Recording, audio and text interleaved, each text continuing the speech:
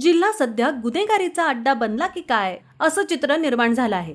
आज सायंकाळी जालना शहरापासून जवळच असलेल्या पीर पिंपळगाव शिवारात मित्रांमध्ये झालेला वाद शाब्दिक बाचाबाचीचे पर्यवसान मारामारीत झालं। या मारामारीत 23 वर्षीय दिलीप हरिभाऊ कोल्हे या तरुणाची हत्या झाली आहे।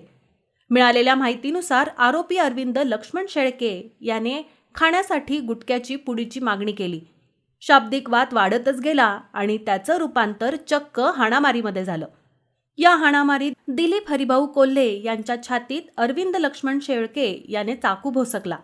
त्यानंतर अरविंद लक्ष्मण शेळके आणि त्याचे 3 ते 4 साथीदार फरार झाले अशी प्राथमिक माहिती समोर येत आहे। विशेष म्हणजे 4ही मित्र दारू प्यायलेले होते असं समजतंय। जखमी युवक दिलीप कोल्हे यास गावकऱ्यांनी जालना शहरातील एका खासगी रुग्णालयात दाखल केला असता रुग्णालयातील डॉक्टरांनी त्यास तपासून मृत घोषित केला आहे।